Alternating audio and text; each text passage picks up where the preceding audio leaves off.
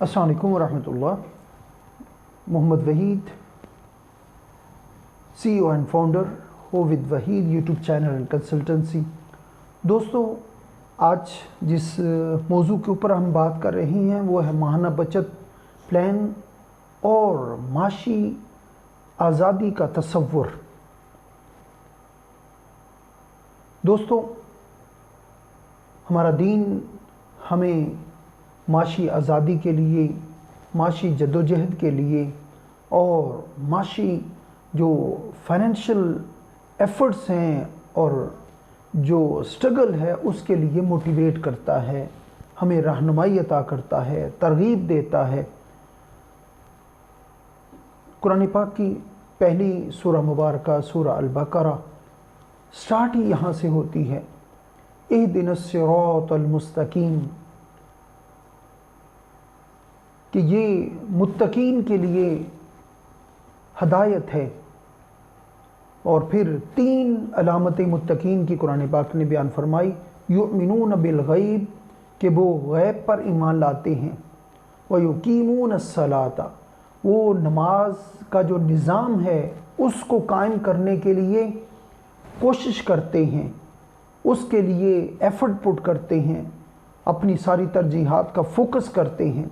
और फिर युनफिकून मिम्मा रज़क़नाहुम युनफिकून, जो कुछ रिज़्क़ अल्लाह पाक ने उन्हें दिया है, माल की सूरत में, सलाहियतों की सूरत में, इल्म की सूरत में, तवानाइयों की सूरत में, औलाद की सूरत में, जो कुछ रिज़्क़ अल्लाह तबारक व तआला ने उन्हें दिया है उसे वो अल्लाह के दीन के लिए, अल्लाह की राह में, अल्लाह की रज़ा के लिए खर्च करते हैं। दोस्तों, अब सवाल ये है कि अगर हमारे पास माल नहीं है तो हम कहाँ से तकवा की जो ये तीन कंडीशंस बयान की गई, मुत्तकीन की जो तीन सिफ़ात बयान की, उस सिफ़त से हम महरूम रह जाएंगे। दोस्तों, इसी तरह अगर हम नमाज का, सलात का जो निज़ाम कायम करना चाहते हैं तो उसके अंदर भी अगर हमारे पास माल है तो हम इंस्टीट्यूशन जो है नमाज का, वो मस्जिद है, अल्लाह का घर अगर खड़ा करेंगे, कायम करेंगे, उसे खूबसूरत बनाएंगे, वो माल के साथ है। और अगर अल्लाह का घर है तो वहाँ पर नमाज का जो निज़ाम है वो कायम होगा।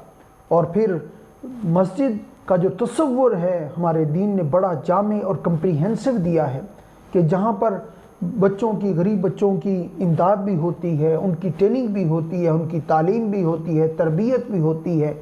और फिर यही नहीं बल्कि उन गरीब बच्चियों की शादियों का अहतमाम होता है, उनके लिए मेडिकल जो फैसिलिटी हैं वो मुहैया की जाती हैं। अगर मस्जिद के नमाज के इस निज़ाम को हम कायम करना चाहते हैं तो वो फाइनेंस के साथ है। दोस्तों, अगर इस एंगल से हम देखें कि इस्लाम के अंदर माल जमा करना और माल को कमाना, माशी जद्दोजहद करना जो मुस्तहसन नहीं है, तो फिर ये इन्फाक और फिर नमाज का जो निज़ाम है उसको कायम नहीं किया जा सकता। और फिर अगर 5 अरकान दीन इस्लाम के हैं तो उसके अंदर हज उस वक्त तक पॉसिबल नहीं जब तक आप साहिब निसाब नहीं हो जाते। और साहिब निसाब आप उस वक्त होंगे जब आपके पास माल होगा। और ज़कात आप उस वक्त दे सकते हैं जब आप साहिब निसाब होंगे, जब आपके पास माल होगा। ये सारा कुछ ये हमें रहनुमाई कर रहा है कि माशी जद्दोजहद हमारे दीन का हिस्सा है। और फिर कुरान पाक ने और अहादीस मुबारक ने हमें बेशुमार मौक़े के ऊपर इसके ऊपर रहनुमाई अता की है। अगर इसी तरह हम देखें तो इंसान के दिल के अंदर अल्लाह ताला ने माल की सख्त मोहब्बत रखी है और माल को अल्लाह तबारक व तआला ने खैर कहा है।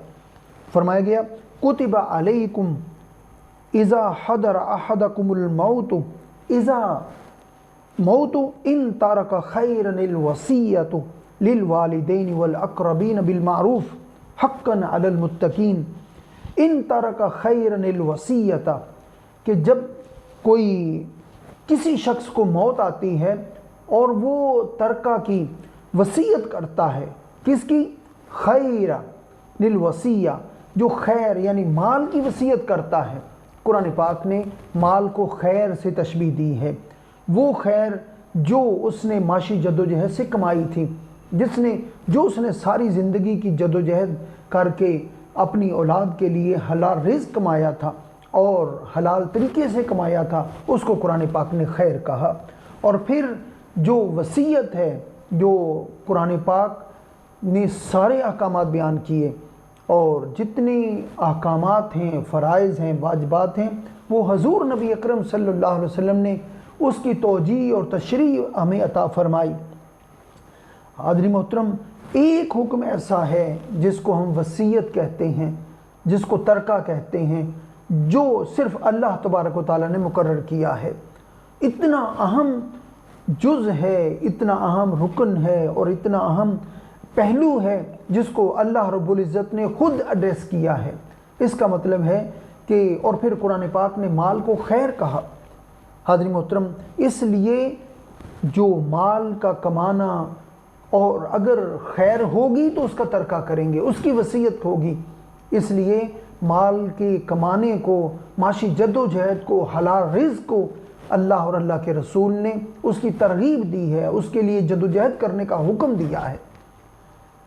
اسی طرح اگر ہم قرآن پاک کے مختلف مقامات کو دیکھتے ہیں تو اس میں ہمیں احادیث مبارکہ میں بھی رہنمائی ملتی ہے۔ فرمایا گیا کہ تدبیر اختیار کرنا ہی عقل مندی ہے۔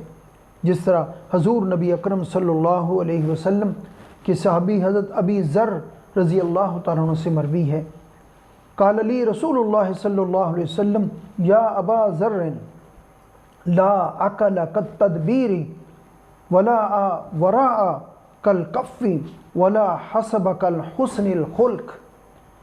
آپ نے فرمایا کہ اے ابا ذر، تدبیر اختیار کرنا ہی بہترین عقل مندی ہے۔ تدبیر اختیار کرنا، اور تدبیر کا تعلق معاش کے ساتھ ہے، اور جب بندہ تدبیر اختیار کرتا ہے تو وہی سب سے بہترین عقل مند بنتا ہے۔ اور پھر نیکی ہی انسان کی دستار بندی ہے اور حسن اخلاق کی سب سے بہترین کمائی ہے۔ اور پھر حضور نبی اکرم صلی اللہ علیہ وسلم فرمایا کہ میانہ روی اختیار کرنا ہی عادی معیشت ہے، عادی معیشت ہے۔ فرمایا گیا کہ الاقتصاد فی النفقۃ نصف المعیشہ۔ حضور نبی اکرم صلی اللہ علیہ وسلم حضرت ابن عمر رضی اللہ تعالیٰ عنہ سے مروی، فرمایا کہ عادی معیشت میانہ روی اختیار کرنا ہے کہ نہ تو اس قدر اپنے ہاتھ کو کھول دو کہ خود بھوکے مرو، اور نہ اتنا اپنے ہاتھ کو تنگ کر لو، اپنے گلے سے باندھ لو کہ کسی کو کھانے کے لیے نہ دو۔ حاضرین محترم، اگر بندے کے پاس اقتصاد ہوگا، معاش ہوگا، رزق ہوگا، تو وہ اس کو عادی معیشت اس لیے کہا گیا کہ وہ اس کی زندگی کے سارے معاملات اس کے اوپر آ کر رک جاتے ہیں۔ اور پھر مال کمانا عادی معیشت ہے، مال ہوگا، حلال مال ہوگا تو وہ اس کے معاش کو، اس کے روزگار کو، اس کے معاملات کو، اس کی ساری زندگی کی جو چیزیں ہیں ان کو بہترین طریقے سے لے کر چلے گا۔ حاضرین محترم، اسی طرح ہم قرآن پاک کے مختلف مقامات پر دیکھتے ہیں جس میں اللہ تبارک و تعالیٰ نے ہمیں بے شمار مقامات پر رہنمائی عطا فرمائی ہے۔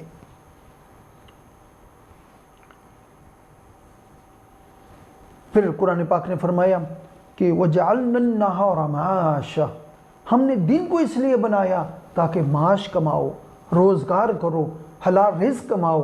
اگر یہ اتنا ہی معیوب ہوتا تو قرآن پاک دن کو معاش کے ساتھ نہ جوڑتے، اللہ تبارک و تعالیٰ دن کو اس کے ساتھ نہ جوڑتے۔ حاضرین محترم، اس لیے بڑے ہی شرح صدر کے ساتھ ہمیں یہ رہنمائی قرآن پاک عطا کرتا ہے کہ حلال رزق کمانا ہی دین کی منشا ہے، اللہ اور اللہ کے رسول کی منشا ہے، اور اس لیے کمانا کہ وہ اپنی فیملی کو سپورٹ کر سکے۔ اپنی فیملی کو تو ہر کوئی سپورٹ کرتا ہے، اس لیے حلال رزق کمانا کہ وہ 3 فیملیز کو سپورٹ کر سکے، وہ 10 فیملیز کو سپورٹ کر سکے، وہ ہزاروں فیملیز کو سپورٹ کر سکے۔ حاضرین محترم، یہ وہ ہمارے اسلاف کا طریق ہے، وہ ایک لیگیسی ہے جو ہمارے اسلاف نے چھوڑی کہ جب ان کا وصال ہوتا تو सैकड़ों ख़ानदान आकर रोते कि आपकी वजह से हमारे घर का चूल्हा चल रहा था। दोस्तों, इसलिए हलाल माश को अल्लाह और अल्लाह के रसूल ने तरगीब दी है, उसके लिए मोटिवेट किया है।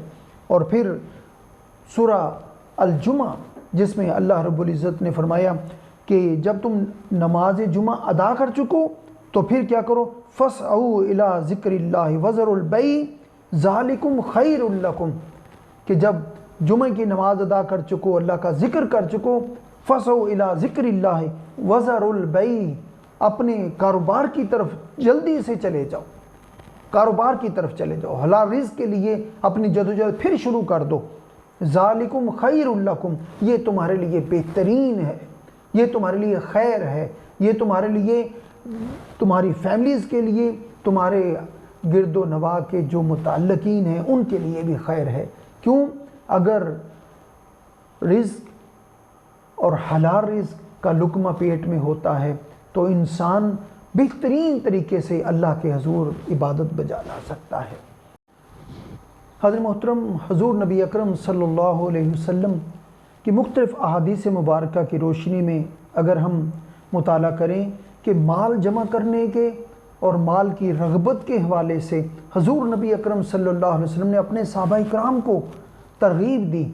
आइए अहादीस मुबारका का अगर मुताला करें तो हज़रत अमर बिन आस रज़ी अल्लाह तआला अन्हु फरमाते हैं कि एक रोज़ हज़ूर नबी अकरम सल्लल्लाहु अलैहि वसल्लम ने हमें याद फरमाया और फरमाया कि अपने कपड़े और असलहा के साथ हाज़िर हो। आप फरमाते हैं कि हज़ूर नबी अकरम सल्लल्लाहु अलैहि वसल्लम ने आँखों के किनारों से वज़ू करते हुए मेरी तरफ तवज्जो नज़र करम फरमाई और फरमाया कि मैं ये चाहता हूँ कि आप लश्कर के साथ रवाना हों ताकि अल्लाह आपकी हिफाजत करे और आपको गनी करे, मालदार करे और आपको पकीज़ा माल हासिल करने की रग़बत देता हूँ। तो मैंने अर्ज़ की, या रसूल अल्लाह, माल के साथ, माल जमा करने के साथ कैसे खैर हो सकती है, कैसे सलामती हो सकती है? सलामती तो इस्लाम के साथ है, इस्लाम की रग़बत में है। तो आप सल्लल्लाहु अलैहि वसल्लम, जबकि हम आपकी मायत में सांसें लेते हैं, आप सल्लल्लाहु अलैहि वसल्लम ने फरमाया कि अमर, पाकीज़ा माल नेक आदमी के पास सबसे बड़ी नेमत है। पाकीज़ा माल हो और नेक आदमी हो, वो दुनिया की सबसे बड़ी नेमत है। हाज़रीन मोहतरम, यहाँ पर जो अल्फाज हदीस मुबारका में हज़ूर नबी अकरम सल्लल्लाहु अलैहि वसल्लम ने फरमाया कि फ़युसल्लिमुकल्लाहु वयुग़न्निमुका, कि अल्लाह तुम्हारे ऊपर सलामती करे और तुम्हें गनीमत, माल गनीमत नसीब हो, तो मालदार हो। व अरगबू लका मिनल माल रग़बतन सालिहा, मैं आपको रग़बत देता हूँ पाकीज़ा माल के हासिल करने की, मैं आपको रग़बत देता हूँ पाकीज़ा माल के हासिल करने की। और फिर इस हदीस मुबारका में जो साहबी ने अर्ज़ की, या रसूलल्लाह, जो आप हमें माल की रग़बत दे रहे हैं, माल के हासिल करने की रग़बत दे रहे हैं, हालांकि इस्लाम के साथ जो सबसे बड़ी नेमत तो इस्लाम है, उसकी रग़बत के साथ जो है ना खैर है। तो आप सल्लल्लाहु अलैहि वसल्लम आया कि ए अमर, जो सबसे बड़ी नेमत ये है कि माल भी पाकीज़ा हो और मर्द भी, आदमी भी साले हो, तो ये पाकीज़ा माल नेक आदमी के पास दुनिया की सबसे बड़ी नेमत है। हाज़रीन मोहतरम, हज़ूर नबी अकरम सल्लल्लाहु अलैहि वसल्लम ने हमें पाकीज़ा माल के लिए और साले बनने के लिए फरमाया कि मैं तुम्हें रग़बत देता हूँ, मैं तुम्हें माल हासिल करने की रग़बत देता हूँ। आइए हम भी माशी जदोजहद और हलाल जदोजहद के लिए कोशिश करें। और शुक्र अल्हम्दुलिल्लाह आज के दौर में पाकतर फैमिली तकाफुल ने हलाल इन्वेस्टमेंट्स माहाना बचत प्लान की सूरत में हमें वो रास्ता दिया है जिसके ज़रिए हम हलाल माल हासिल कर सकते हैं, जिसकी हलाल माल की हज़ूर नबी अकरम सल्लल्लाहु अलैहि वसल्लम ने रग़बत अता फरमाई थी। और फिर अगर हमारे पास एक मुस्तकिल माहाना आमदन आती रहे और हम अल्लाह के हज़ूर بندگی بجا لاتے رہیں اور مال بھی نیک ہو، تو حضور نبی اکرم صلی اللہ علیہ وسلم فرمایا کہ اس سے بڑی نعمت کوئی نہیں، اس سے بڑا اللہ کا کرم کوئی نہیں، اس سے بڑی سلامتی کوئی نہیں، اس سے بڑی خیر کوئی نہیں کہ بندہ بھی صالح ہو اور مال بھی نیک ہو۔ اور وہ اس کا طریق پاکتر فیملی تکافل نے آج پیدا کر دیا ہے، جس کی صورت ماہانہ بچت پلان ہے۔ حضرت محترم، اسی طرح حضور نبی اکرم صلی اللہ علیہ وسلم کی حدیث مبارکہ مسند احمد میں مروی ہے کہ آپ نے فرمایا کہ یاتی علی الناس زمان، لوگوں پر ایک ایسا زمانہ آئے گا لا ينفع فیہ الا الدراہم والدینار، کہ دراہم و دینار، پیسے کے سوا کوئی چیز فائدہ نہیں دے گی۔ اور فرمایا ھذا وقد قیل الدراہم للجراحات مراحم، کہ فرمایا کہ جو یہ دراہم ہے، جو پیسہ ہے، یہ لوگوں کی زخموں کے مرہم بن جائے گا، کہ لوگوں کے زخموں کا مرہم ہوگا۔ حضرت محترم، اگر آج کے دور میں حلال پیسہ، ایک حلال ذریعہ معاش اگر مل جائے، تو پھر جو معاش کی جو پریشانیاں ہیں اور جو معاش کے جو معاملات ہیں، جو روزگار کی پریشانیاں ہیں، اس سے بندہ آزاد ہو کر اللہ کے حضور سربہ سجود ہو جائے، تو پھر اس سے بڑا فائدہ کوئی نہیں۔ اور اس کی صورت آج کے دور میں پاکتر فیملی تکافل نے ماہانہ بچت پلان کی صورت میں عطا کر دی ہے، اور جس کے لیے حضور نبی اکرم صلی اللہ علیہ وسلم فرمایا کہ لوگوں پر ایک ایسا زمانہ آئے گا کہ جہاں پر دراہم اور دینار کے سوا کوئی چیز فائدہ نہیں دے گی۔ وہ دراہم و دینار، درہم و دینار کے جو حلال ہوں گے، باقی کوئی چیز انہیں فائدہ نہیں دے گی۔ اور جب حلال رزق، حلال مال، حلال جو معاش اگر نصیب ہو جائے، تو پھر اس سے بڑی مرہم کی پٹی کوئی نہیں، مرہموں کا جو سکون ہے کوئی نہیں، تکالیف کا جو مرہم ہے اور کوئی چیز نہیں، اگر حلال مال نصیب ہو جائے۔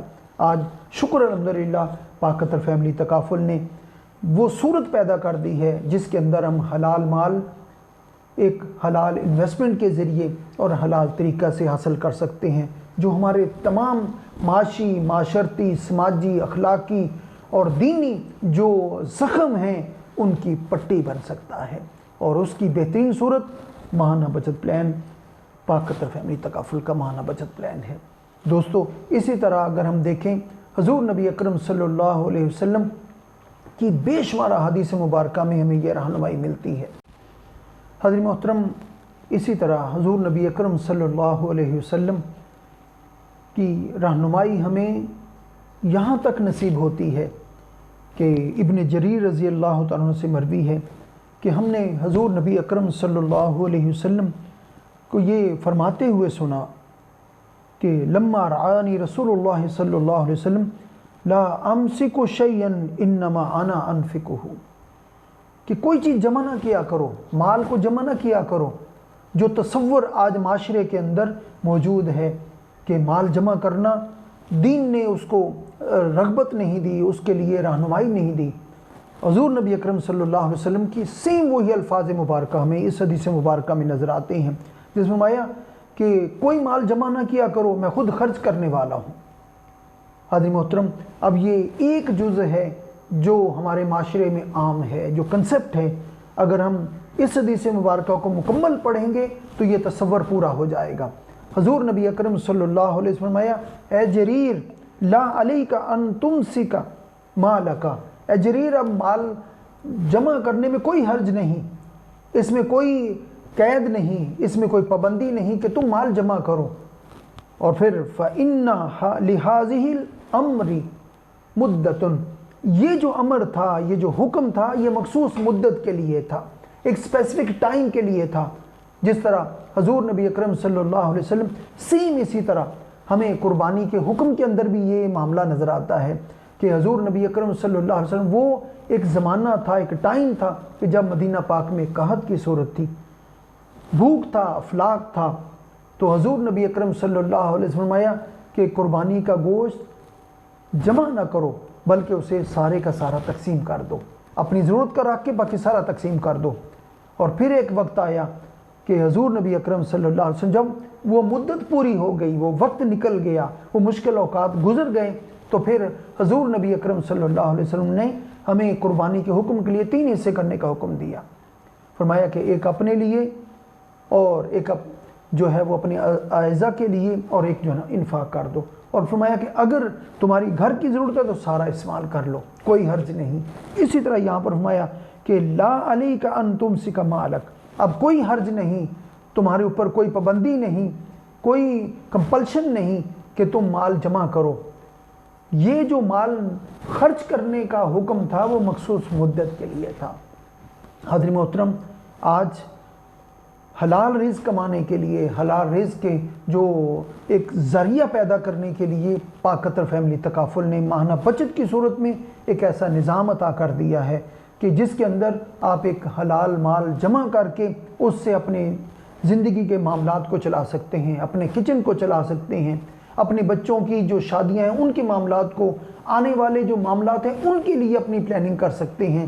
کیوں کہ لا تمسکوا مالک، حضور نبی اکرم صلی اللہ علیہ وسلم کا یہ حکم ہمارے پاس آ گیا کہ اب مال جمع کرنا اور اس سے حلال منافع لینا، اس کے اوپر کوئی حرج نہیں۔ اب وہ جو منع کیا گیا تھا مال کو جمع کرنے کا وہ مخصوص مدت کے لیے تھا، اس لیے حضور نبی اکرم صلی اللہ علیہ وسلم کی جو احکامات ہیں، فرامین ہیں، اگر ان کو احادیث مبارکہ اور قرآن پاک کا مکمل تمام جزیات کے ساتھ مطالعہ کیا جائے تو ہمیں یہ رہنمائی عطا ہوتی ہے کہ جس کے اندر جہاں جس چیز کی ضرورت ہے اسی والے سے آقا صلی اللہ علیہ وسلم کی احادیث مبارکہ ہمیں رہنمائی عطا کرتی ہیں۔ کیوں کہ آقا دو جہاں صلی اللہ علیہ وسلم خاتم النبیین ہیں اور وہ دین مکمل کرنے والے ہیں۔ یہ ہو نہیں سکتا کہ کسی بھی دور میں حضور نبی اکرم صلی اللہ علیہ وسلم کی احادیث مبارکہ اور دین ہمیں رہنمائی عطا نہ کرے۔ حاضرین محترم، حضور نبی اکرم صلی اللہ علیہ وسلم کہ ان فرامین مبارکہ ہمیں شرح صدر عطا کرتے ہیں، رہنمائی عطا کرتے ہیں مال جمع کرنے اور حلال مال کو استعمال کرنے اور اس کا انفاق اپنے عزیز و قارب کے لیے، اپنے بچوں کے لیے جمع کرنے کے ساتھ خرچ کرنے کے حوالے سے۔ آئیے حدیث مبارکہ کے اس مطالعہ کو سلسلہ کو جاری رکھتے ہوئے اگلی حدیث مبارکہ کو دیکھتے ہیں۔ حاضر محترم، حضور نبی اکرم صلی اللہ علیہ وسلم کی حدیث مبارکہ حضرت ابو ہریرہ رضی اللہ تعالیٰ عنہ سے مروی ہے کہ حضور نبی اکرم صلی اللہ علیہ وسلم نے فرمایا الدنانیر والدراہم خواتیم اللہ فی ارضہ من جاء بخاتم مولاہ قضیت حاجتہ۔ حضور نبی اکرم صلی اللہ علیہ وسلم فرمایا کہ جو دینار ہیں اور دراہم ہیں وہ زمین پر اللہ کی مہریں ہیں، اللہ کی مہریں ہیں، اور جس کے پاس یہ اللہ کی مہر ہوتی ہے اللہ تعالیٰ اس کی حاجت کو پورا کر دیتا ہے۔ حاضرین محترم، یہ ہے حلال مال کے کمانے کی اہمیت جو اللہ اور اللہ کے رسول نے ہمیں عطا فرمائی کہ جو مال و دولت ہے، حلال مال و دولت ہے، وہ اللہ کا زمین پر مہر ہے کہ جس کے پاس وہ مہر ہوتی ہے اس کی حاجتوں کو پورا کر دیا جاتا ہے۔ وہ اپنی حاجتوں کے لیے دوسروں کا محتاج نہیں ہوتا، دوسروں کا دست نگر نہیں ہوتا، دوسروں کی طرف نہیں دیکھتا۔ اس لیے آج جو مال کا جمع کرنا اللہ اور اللہ کے رسول کی طرف سے مہر ہے، اور وہ مہر جو اپنی حاجتوں کو پورا کرنے والی ہے۔ حاضرین محترم، حضور نبی اکرم صلی اللہ علیہ وسلم کی اس حدیث مبارکہ نے ہمیں رہنمائی عطا کر دی کہ آج کے دور میں اگر ہم ماہانہ بچت پلان کی صورت میں پاک قطر فیملی تکافل کی سہولت کو لیتے ہیں تو یہ جائز بھی ہے، حلال بھی ہے، اور یہ مہر ہو جائے گی ہمارے پاس کہ جب ہمیں ضرورت ہوگی اس مہر کو لگائیں گے اور اپنی ضرورت کو پورا کر لیں گے۔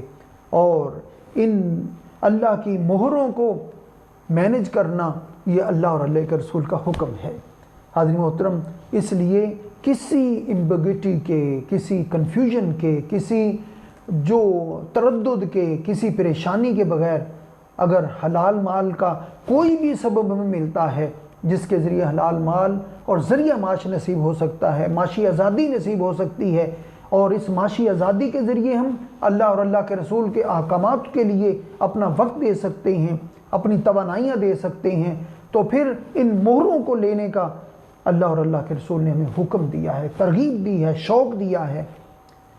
اس لیے اگر ہمیں جہاں سے بھی حلال مال کے لیے کوئی ایسی صورت ملے، اس کے لیے ہمیں اپنا قدم بڑھانا چاہیے، اس کے لیے کوشش کرنی چاہیے۔